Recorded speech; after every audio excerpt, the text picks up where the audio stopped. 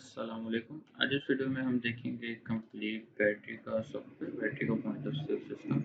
इसके अंदर हमारे पास सबसे पहले आता है मास्टर, जिसमें मास्टर आता है group of count, title of count, company profile, category and item profile. Group of counts के अंदर जब हम जाते हैं तो यहाँ पे हमारे पास cash book, payables, receivables, investment, purchase, sale, expenses, ये सब मेजर ग्रुप्स यहाँ पे बने होते हैं। इन्हीं ग्रुपिंग्स को यूज करते हुए हम आगे फर्दर हमारे अकाउंट्स बनाते हैं, जैसे master title of account add करते हैं। और अगर हम सप्लायर बना रहे हैं तो 04 ग्रुप था, उसमें 001 से स्टार्ट करते हैं। X02, 03, इस तरह एक ही ग्रुप के अंदर हमारे पास 999 तक अकाउंट्स बनते हैं। तो 1 ऐड करने पे जब हम देखेंगे तो यहाँ पे सिस्टम बता रहा है कि आपके पास ऑलरेडी 100 के ऊपर एक अकाउंट बना हुआ है, तो इसका मतलब 101 अकाउंट हमारा यहाँ पे खाली है। तो यहाँ पे हम बना देते हैं जी एजीएस बैटरी, ये हमारा सप्लायर है, उसका एड्रेस आ जाएगा, उसका फ़ोन नंबर, डिटेल आ जाएगी। इसकी तरफ प्रीवियस बैलेंस अगर लेने वाला है तो डेबिट में होगा, और अगर देने वाला है तो ये क्रेडिट में बैलेंस लेके हम इसको सेव कर देंगे। इसी तरीके से अगर कस्टमर की बात करें तो 05001 से स्टार्ट होगा। कस्टमर का नेम हम यहाँ पे दे देंगे कि ये कस्टमर नेम है, ये कहाँ का है, उसका एड्रेस, फ़ोन नंबर, और अगर उसकी तरफ कोई बैलेंस लेने वाला है तो वो हम यहाँ पे डेबिट में लिखेंगे। रिटर्न बैक करेंगे।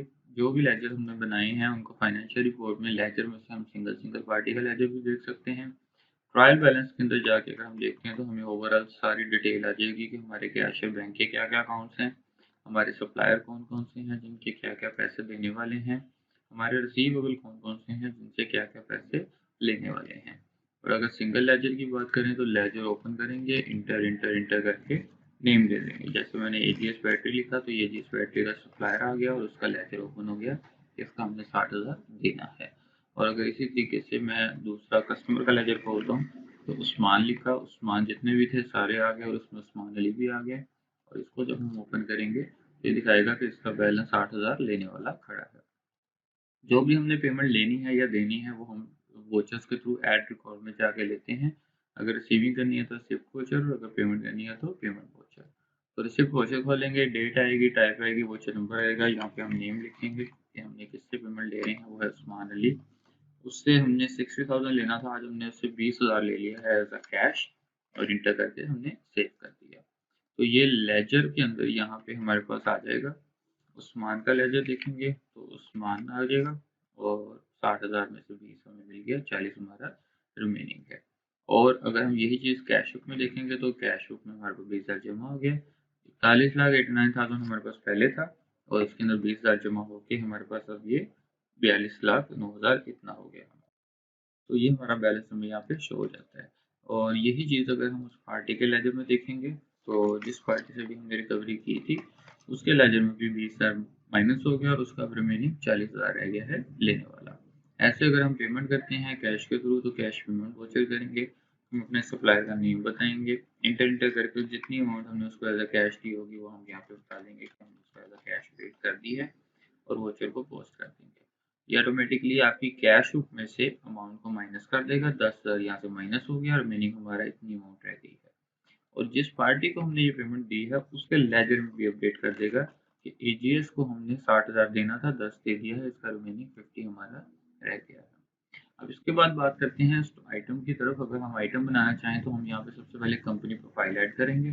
जैसे मैं यहाँ पे एजीएस कंपनी ऐड कर देता हूँ, उसको एंटर किया, सेव कर दिया। इसी तरीके से फियोनिक्स कंपनी, मिलत है, जो भी कंपनी एक्साइड वगैरह सब कंपनीज की प्रोफाइल यहाँ पे ऐड हो जाएगी। कैटेगरी में आके अगर हम देखते हैं तो ऑलरेडी हमारे पास टायर एंड बैटरी की कैटेगरीज ऐड है। अगर मजीद कोई कैटेगरी ऐड करनी है तो जस्ट हम इसमें ऐड करके नेम देकर उसको सेव कर देंगे। फिर आइटम प्रोफाइल में आके जब हम ऐड करेंगे तो यहाँ पर हम सिलेक्शन करेंगे कि हम क्या बना रहे हैं, टायर है या बैटरी है। हमने यहाँ पे सिलेक्ट किया कि हम बैटरी बना रहे हैं। किस चीज़ की बैटरी है, हमने कहा जी इसकी 16 प्लेट की बैटरी है, और ये नेम लिखेंगे। उसके बाद उसका परचेज रेट बताएंगे कि वो 20,000 की हमें आ रही है, हम उसको 30,000 में आगे समझे सेल कर रहे हैं। जिस कंपनी की है वो कंपनी की प्रोफाइल हम ऑलरेडी बना चुके थे एजीएस। और हमारे पास ओपनिंग स्टॉक कितना पड़ा हुआ है, तो मैंने कहा जी 10 यूनिट हमारे पास यहाँ पे पड़े हुए हैं, तो ये यूनिट हमारे स्टॉक रिपोर्ट में स्टॉक इन हैंड में शो होंगे। आइटम वाइज भी स्टॉक देख सकते हैं, ओपनिंग सेल रिसिप्ट वाइज भी, इन हैंड का मतलब है ओवरऑल सारा स्टॉक। गोडाउन वाइज भी देख सकते हैं, कंपनी वाइज भी देख सकते हैं। तो स्टॉक इन हैंड लिया, ओपन किया, यहाँ पे एजीएस के अंदर हमारे पास ये स्टॉक आ गया कि 16 प्लेट वाली बैटरी हमारे पास यहाँ पर ये पड़ी हुई है। 2 प्लेट्स ये थी और बाकी ये भी हमने कुछ ऐड की थी इसके अंदर प्लेट, तो ये दोनों यहाँ पे शो हो रही है कि इतनी वैल्यू की ये हमारे पास प्लेट्स हैं। इन्हीं को जब हम आगे सेल करने जाएंगे तो यहाँ पे हम सेल इनवॉइस करेंगे और इंटर करेंगे, बिल नंबर आएगा, कस्टमर का नेम देंगे जैसे उस्मान अली था, और उसको जो भी हम बैटरी सेल कर रहे हैं एजीएस की, हम एजीएस सर्च करेंगे तो एजीएस की बैटरी यहाँ पे शो हो जाएगी। और यहाँ पे हम उसका क्वांटिटी बता देंगे कि हमने इसकी कितनी क्वांटिटी सेल कर रहे हैं। ये हमारे पास 10 पड़ी है शॉप के ऊपर, मैंने यहाँ पे 2 सेल की, 30,000 की एक थी, 60,000 की हमने सेल कर दी। सेव करने पे मोर एंट्री करके हम मजीद कोई चीज़ भी अगर सेल करना चाह रहे हैं तो वो भी कर सकते हैं। जैसे ये जीएस की एक और बैटरी भी थी मेरे पास, ये भी मैं एक क्वांटिटी सेल कर देता हूँ 60,000 की, और ये भी इसी बिल में हमारे पास ऐड हो जाएगा। लेज़र प्रिंट करेंगे तो इसका इंग्लिश बिल हमारा यहाँ पे शो हो जाएगा लेज़र प्रिंटर के ऊपर, और अगर हम थर्मल करेंगे तो इसी का बिल हमारे पास छोटे प्रिंट के ऊपर थर्मल में शो हो जाएगा।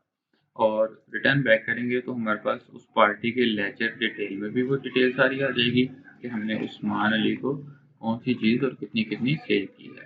तो ये bill number wise quantity wise कितनी है सेल की है वो उसके लेजर में आ गई। 40 पहले लेना था, एक 20 की सेल की है तो टोटल 160 हमें उससे लेना है। और यही चीज़ सेल रिपोर्ट में भी आ जाएगी, daily cell, customer wise, item wise, जो मर्जी रिपोर्ट खोल लें, डेट देंगे स्टार्टिंग एंडिंग की और ईयर देंगे, इंटर इंटर करके ओके करेंगे तो हमें दिखाएगा इस कस्टमर को ये आइटम हमने 2 और ये वाली आइटम हमने 1 सेल की है, टोटल 3, यानी कि एक 20 की सेल की है। और अगर इसी का हम प्रॉफिट एंड लॉस देखना चाहें तो प्रॉफिट एंड लॉस रिपोर्ट भी देख सकते हैं। सेम डेट देंगे, इंटर इंटर करके ओके करेंगे तो यहाँ पे हमें शो हो गया कि इस एक बैटरी में हमने 10,000 प्रॉफिट कमाया और इन 2 बैटरी में हमने 20,000 प्रॉफिट कमाया। टोटल 30,000 हमारा प्रॉफिट हो गया 1,20,000 की सेल के अंदर। और ये दोनों बैटरीज जो है वो स्टॉक में से हमारी ऑटोमेटिकली कम भी हो गई हैं। यहाँ पे 2 बैटरीज थी तो 1 रह गई है, ये हमारे पास 10 बैटरीज थी तो ये 8 रह गई। तो इसी तरीके से मजीद जब हम बैटरीज परचेज करेंगे तो परचेज इनवॉइस करेंगे, सप्लायर नेम, आइटम, क्वांटिटी बताएंगे और उसको परचेज कर लेंगे।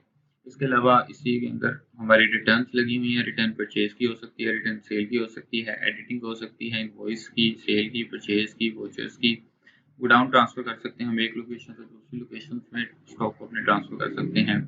और इसके अलावा अगर हमारे पास क्लेम की बात आ जाती है तो क्लेम हम यहाँ से डिस्पैच भी करेंगे और फिर उसकी रिसीविंग भी करेंगे, और इसकी रिपोर्ट्स हमें क्लेम्स की अलग से मिलेंगी। डेली क्लेम रिपोर्ट, यहाँ पे स्टॉक की रिपोर्ट हैं, ये सारी सेल्स की और ये परचेज की रिपोर्ट्स हैं। यूटिलिटी में यूज़र राइट्स हैं, बैकअप ऑप्शन लगा हुआ है, और इसके अलावा जो भी आपका कोई क्वेश्चन फर्दर तो आप नीचे दिए गए नंबर पर